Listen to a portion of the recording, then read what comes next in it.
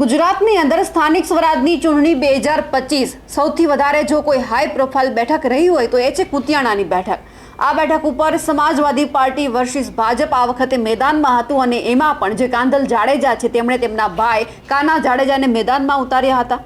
લગભગ બધા જ ઉમેદવારોને મેદાનમાં ઉતારી દેવામાં આવ્યા હતા। સામે ઓડેદરા પરિવાર એટલે કે ઢેલીબેન ઓડેદરાનો પરિવાર ભાજપમાંથી ચૂંટણી લડતો હતો। હવે જ્યારે મતદાન પૂરું થઈ ગયું છે ત્યારે હવે એ જોવાનું છે કે આવતીકાલે પરિણામ શું આવવાનું છે, પરંતુ એ પહેલા જ કાંધલ જાડેજાએ સૌથી મોટો ધડાકો કર્યો છે। એમની વાત કરીશું આજના વિડીયોમાં। નમસ્કાર, નિર્ભય ન્યૂઝ સાથે હું છું રિદ્ધિ। કુતિયાણાની હાઈ પ્રોફાઇલ બેઠક એટલે કે આ વખતે ભાજપ વર્સિસ સમાજવાદી પાર્ટી નહીં પરંતુ ઓડેદરા વર્સિસ જાડેજા। ઢેલીબેન ઓડેદરાનો પરિવાર મેદાનમાં હતો તો બીજી તરફ કાંધલ જાડેજા પણ મેદાનમાં હતા અને એમણે પોતાના જે ભાઈ છે કાના જાડેજા તેમને મેદાનમાં ઉતાર્યા હતા। એટલે આ વખતે રસ્સાકસીનો જબરદસ્ત જંગ હતો કે આ વખતે એ પણ નથી કહી શકાતું કે અહીંયા કોણ બાજી મારશે। છેલ્લા 30 વર્ષથી એક હતું શાસન છે અહીંયા ભાજપનું અને એ પણ ઢેલીબેન ઓડેદરાનું, પરંતુ આ વખતે 2025ની જે સ્થાનિક સ્વરાજની ચૂંટણી છે એ કુતિયાણામાં કેવો રંગ લાવશે? શું સમાજવાદી પાર્ટી અહીંયા ક્યાંય પણ પોતાનો ઝંડો ગાળી શકશે? એ પણ સવાલ છે। પરિણામ આવતીકાલે આવવાનું છે ત્યારે આપણને ખબર પડી જશે કે અહીંયા સમાજવાદી પાર્ટી એટલે કે કાંધલ જાડેજાનું રાજ રહેવાનું છે કે પછી જે રીતે ઢેલીબેન ઓડેદરા એટલે કે ભાજપનું જે એક હતું 30 વર્ષથી શાસન હતું તે પણ અહીંયા ચાલુ રહેવાનું છે। પણ એ જ દરમિયાન અહીંયા કાંધલ જાડેજાએ પણ સૌથી મોટો ધડાકો એ કર્યો છે, કારણ કે જ્યારે મતદાન પૂરું થયું અને એ જ દરમિયાન જ્યારે પહેલાના વર્ષોમાં જ્યારે ચૂંટણી થતી હતી ત્યારે કુતિયાણામાં કેવો માહોલ હતો, આ વખતે શું થયું તેમની પણ તેમણે વાત કરી છે। અને ખાસ કરીને હવે એ સવાલ છે કે જે રીતે 2022ની અંદર ઢેલીબેન ઓડેદરા અને સામે કાંધલ જાડેજા મેદાનમાં હતા, પરંતુ ઢેલીબેન ઓડેદરા છે તે હારી ગયા હતા અને અહીંયા સમાજવાદી પાર્ટીની જે જીત થઈ હતી અને કાંધલ જાડેજા છે તે ધારાસભ્ય બન્યા હતા। હવે સૌથી પહેલા આપણે એ સાંભળીએ કે કાંધલ જાડેજાએ મતદાન પૂરું થયું એ પછી બધા લોકોને શું કહ્યું છે। આજે મતદાન પૂર્ણ થયું છે, શું કહેશો? લોકોએ 60% ઉપર મતદાન થયું છે। જી, આજ રોજ કુતિયાણા રણાવાવ નગરપાલિકાનું ઇલેક્શન હતું, આજે વોટિંગ હતું। તો આજે ખૂબ જ શાંતિથી ને સરળતાથી બધું મતદાન થયું છે। તે બદલ હું જિલ્લા પ્રશાસનનો ખાસ કરીને પોલીસ ડિપાર્ટમેન્ટનો આભાર માનું છું। એસપી સાહેબ આજે આખો દિવસ ત્યાં કુતિયાણા રહ્યા છે, સાથે સાથે કુતિયાણા ઉપર જ્યાં માથે વચરાઈ સીધી અને એકદમ સરસ શાંતિથી બધું મતદાન થયું છે। અને મારા તમામ કાર્યકરોનો અને કુતિયાણાની રણાવાવની પ્રજાજનો બધાનો આભાર માનું છું કે બધાએ મતદાન કર્યું અને વોટ આપ્યા, બધાએ મતદાન કર્યું। આજે એકદમ સરળ અને શાંતિથી બધું મતદાન થયું, શાંતિપૂર્વક મતદાન થયું છે બધું। એ બદલ મામલતદાર સાહેબ, કલેક્ટર સાહેબ, જિલ્લા પ્રશાસનનો આભાર માનું છું। ખાસ કરીને પોરબંદરના એસપી સાહેબનો આભાર માનું છું। પોલીસ ડિપાર્ટમેન્ટે બહુ ખૂબ ઘણો સહકાર આપ્યો છે અને કડક રાખ્યો હતો।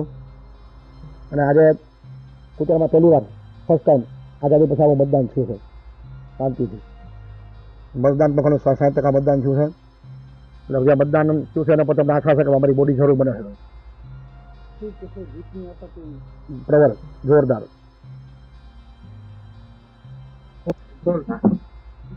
આજે મતદાન પૂર્ણ થયું છે, શું કહેશો? લોકોએ 60% ઉપર મતદાન થયું છે। જી, આજ રોજ કુતિયાણા રણાવાવ નગરપાલિકાનું ઇલેક્શન હતું, આજે વોટિંગ હતું। તો આજે ખૂબ જ શાંતિથી ને સરળતાથી બધું મતદાન થયું છે। તે બદલ હું જિલ્લા પ્રશાસનનો ખાસ કરીને પોલીસ ડિપાર્ટમેન્ટનો આભાર માનું છું। એસપી સાહેબ આજે આખો દિવસ ત્યાં કુતિયાણા રહ્યા છે, સાથે સાથે કુતિયાણા ઉપર જ્યાં માથે વચરાઈ સીધી અને એકદમ સરસ શાંતિથી બધું મતદાન થયું છે। અને મારા તમામ કાર્યકરોનો અને કુતિયાણાની રણાવાવની પ્રજાજનો બધાનો આભાર માનું છું કે બધાએ મતદાન કર્યું અને વોટ આપ્યા, બધાએ મતદાન કર્યું। આજે એકદમ સરળ અને શાંતિથી બધું મતદાન થયું, શાંતિપૂર્વક મતદાન થયું છે બધું। એ બદલ મામલતદાર સાહેબ, કલેક્ટર સાહેબ, જિલ્લા પ્રશાસનનો આભાર માનું છું। ખાસ કરીને પોરબંદરના એસપી સાહેબનો આભાર માનું છું।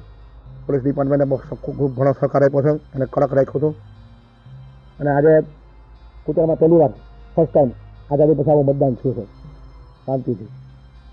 મતદાન પણ ઘણું 60% મતદાન થયું છે। એટલે જ્યાં મતદાન થયું છે એના પર તમને આશા છે કે અમારી બોડી જરૂર બને છે। શું કહેશો? જીતની આશા કેવી? પ્રબળ, જોરદાર।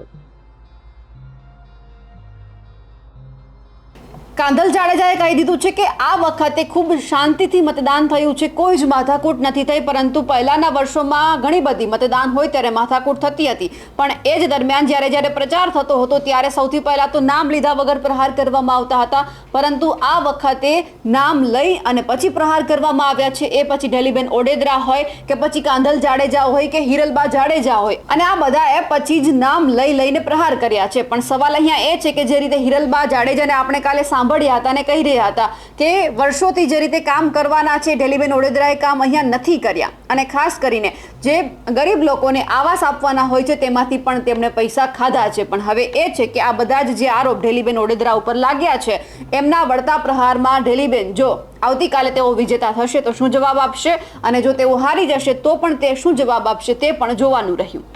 અમારા અહેવાલને લઈને આપનું શું કહેવું છે કમેન્ટ કરીને ચોક્કસથી જણાવજો. સાથે જ અમારી નિર્ભય ન્યૂઝ ચેનલને લાઇક, શેર અને સબસ્ક્રાઇબ કરવાનું ભૂલશો નહીં. નમસ્કાર.